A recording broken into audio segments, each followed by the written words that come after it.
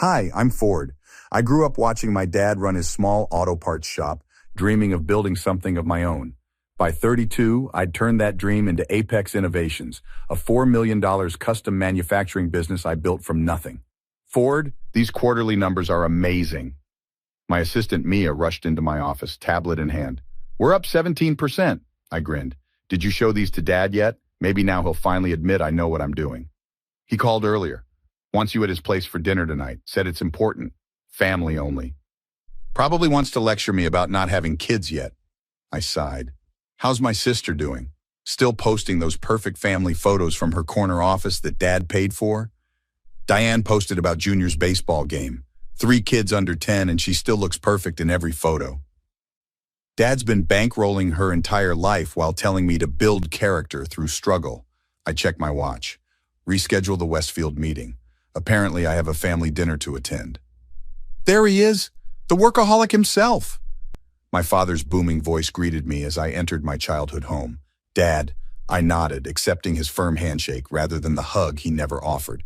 Uncle Forty, my nephew barreled into my legs. Did you bring me anything cool from your factory?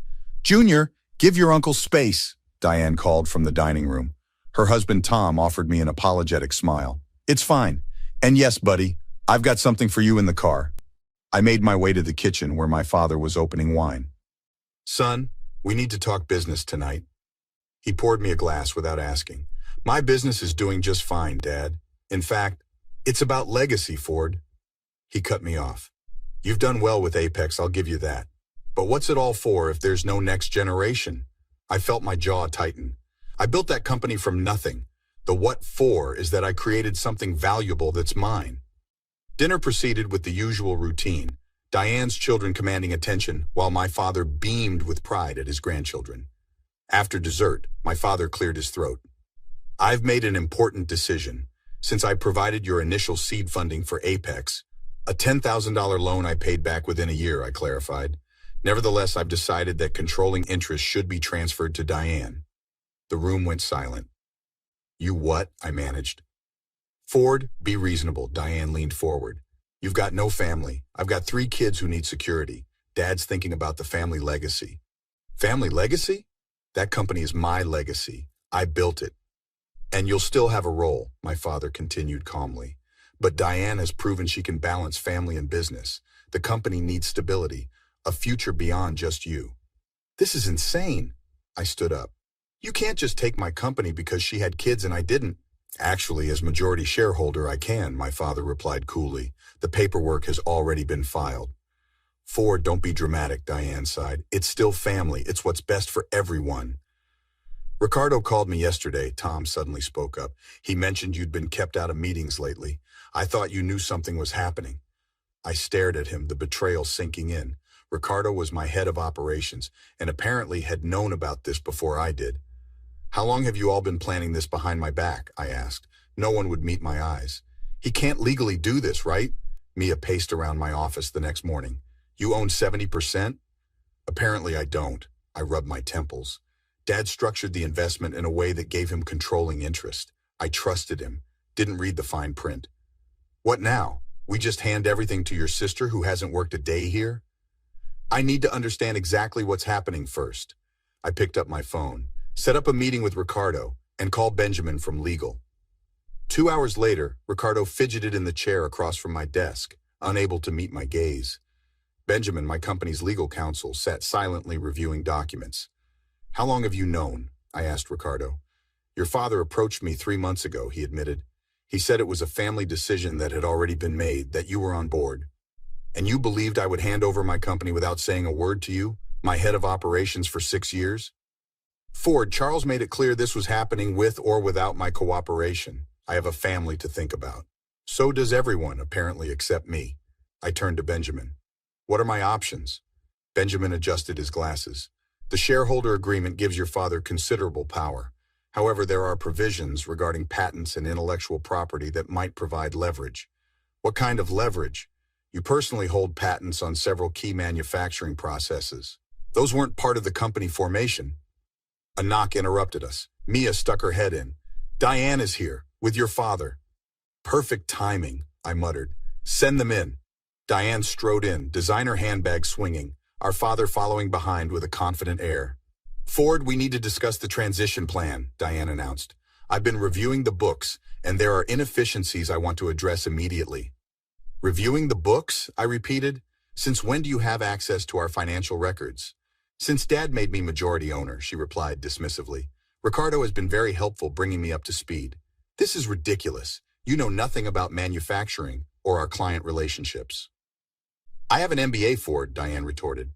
"And unlike you, I understand the importance of family legacy." "Is that what this is about?" I turned to my father. "Punishing me for not having kids?" "This is about securing the future," my father insisted. "Diane has heirs. You chose career over family." "I built this company while Diane was busy spending your money." My voice rose. "How is that choosing career over family?" "That's unfair," Diane started. "This has nothing to do with your children," I interrupted. "This is about Dad never thinking I was good enough, and you being happy to benefit." "The decision is made," my father said sternly. "We're here to discuss transition, not debate." I looked between them, then at Benjamin, who gave me a subtle nod. "Actually," I said slowly, "we need to discuss the patents that I personally hold, and the non-compete clauses that affect every senior employee in this room." My father's confident expression faltered. "What are you saying?" "I'm saying that if you want Apex, you can have the shell, but I'm not handing over everything I've built without a fight." "You would sabotage your own sister's future?" my father demanded. "That's rich coming from the man who just sabotaged his son's life work," I replied, standing. "This meeting is over. My lawyer will be in touch." As they left, Mia slipped back in. "What now, boss?" Now we call Jason Chen." "Your old college roommate? The venture capitalist?" "The very same. Tell him I'm ready to discuss that offer he's been floating." "You want to walk away?" Jason asked, eyebrows raised. We sat in his downtown office, 27 floors above the city where I'd built my first business. "Not exactly. I want to start over, but better, and take every advantage with me." "Including the patents," Jason nodded. "Your father won't take that lying down." My father already made his move. Now it's my turn. "What about your team?" 15 of them are ready to leave with me, including my top engineers and sales staff." Jason whistled. "Your sister will inherit an empty shell. She gets the Apex name, the building and equipment. I get the people who actually make it work. And the client relationships," Jason added. "Have you thought about what comes after? Revenge feels good in the moment, but..." "This isn't just about revenge," I interrupted. "It's about building something they can't take from me." "Fair enough. $5 million to start, with potential for another 10 based on milestones." He extended his hand. "Welcome to the next chapter." The confrontation came sooner than expected. 3 days later, my father appeared at my condo, pounding on the door. "What the hell do you think you're doing?" he demanded, pushing past me.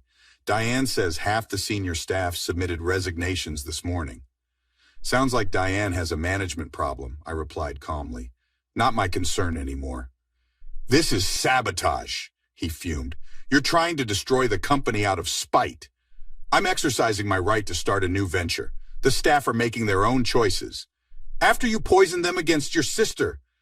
"I didn't have to poison anyone," I shot back. "They've worked with me for years. They know what I've built, and they know Diane has never set foot on the production floor." "You ungrateful." My father stepped toward me. "I gave you your start. I introduced you to your first clients. And then you took it all away because I didn't live my life on your terms." I raised my voice. "What did you expect me to do, just hand over everything I've worked for?" "I expected you to put family first, to recognize that Diane has always been your priority," I finished. "That's nothing new, but this time, you went too far." A knock interrupted our argument. I opened to find Mia and Benjamin waiting. "Perfect timing," I said, gesturing them inside. "Dad, you remember my lawyer?" "What is this?" my father demanded. "This is me giving you one last chance to rethink your decision," I said, nodding to Benjamin, who placed a document on my coffee table. "We've drawn up an alternative arrangement," Benjamin explained. "Mr. Richardson returns controlling interest in Apex to Ford, and Ford will establish a trust for his niece and nephews. Education." My father barely glanced at the papers. "This isn't happening. The transfer is done." "Then you leave me no choice," I said quietly. "Benjamin, we're proceeding with Plan B." "What does that mean?" My father's face reddened. "It means as of tomorrow, I'm launching Richardson Advanced Manufacturing with Jason Chen's investment, taking my patents, key staff, and most client relationships with me. You can't do that. The non-compete doesn't apply when there's a change in controlling ownership, Benjamin interjected. Standard clause, section 12B of the very agreement you used. You'll regret this, my father threatened. This family made you who you are. No, I replied evenly. I made me who I am, and I'll do it again without you. As he stormed toward the door, he turned back. Diane will fight this. We'll sue you for everything. You're welcome to try, I said. But I've learned my lesson about family business. This time I own everything outright. 3 years passed in a blur of 18-hour workdays and relentless growth. Richardson Advanced Manufacturing, RAM for short, had exploded from a startup to a $30 million enterprise with facilities in 3 states. The Thompson contract is signed, Mia announced. That puts us at 41% year-over-year growth. And Apex? I couldn't help asking. Filed for Chapter 11 last month, she replied. Your father has been trying to find buyers, but... She trailed off. My intercom buzzed. Your sister is here. No appointment. I hesitated before pressing the button. Send her in. Diane looked different, thinner, with dark circles under her eyes. The past 3 years had clearly been hard on her. Ford. She nodded stiffly. Diane. I gestured to the chair across from me. What brings you to RAM? She sat, hands fidgeting. I think you know why I'm here. I'm afraid I don't. I kept my voice neutral. Last I heard, you were telling the Cleveland Tribune that I was a vindictive saboteur who destroyed a family legacy. She looked embarrassed. Dad made me do that interview. He was convinced we could shame you into helping. And now? Now Apex is weeks away from liquidation. Dad's had 2 heart attacks and I've got 3 kids and a mountain of debt. She finally met my eyes. I need your help. My help, I repeated slowly. After you took my company? After you accused me of sabotage when your mismanagement ran it into the ground? I know it's asking a lot. It's asking the impossible, I cut her off. What did you think would happen when you came here? I thought, she swallowed, I thought maybe you'd buy what's left of Apex. Dad's willing to sell for whatever you think is fair. I laughed. Now he's willing to be fair 3 years too late? Ford, please. If not for me, then for the kids. They don't deserve... Don't. I held up a hand. Don't use your children as bargaining chips, not again. She fell silent, tears welling. I'll tell you what I'm willing to do, I said after a pause. I'll have HR contact Apex's remaining employees. Any who qualify can interview for positions here, and I'll honor the education trust for your children that I originally proposed. But not Apex itself? She asked quietly. The company isn't worth saving, I replied honestly, and I won't go into business with Dad again. Ever. He's sorry, she said. He won't say it, but he is. He knows he made a mistake. His mistake was thinking he had the right to take what I built, I said, standing. My mistake was letting him. Diane rose slowly. What about us? We're still family. Are we? When's the last time you called me except to ask for something? She had no answer. After she left, Mia came back in. Everything okay? Schedule a meeting with HR about the Apex employees, I told her, and call my lawyer about that education trust. What about your dad and sister? I turned to look at the manufacturing floor below, where hundreds of employees worked on products that were exclusively mine. They made their choice, I said, and I made mine. That evening, my phone buzzed with a text from my father. I was wrong, I'm sorry. I stared at it for a long moment before putting my phone away without responding. Some bridges, once burned, aren't meant to be rebuilt. As I looked around at the empire I'd created, bigger and more successful than Apex had ever been, I realized the best revenge wasn't just proving them wrong. It was creating something so magnificent they couldn't help but acknowledge what they'd thrown away. Would you have done the same in my position, or would you have found it in your heart to forgive?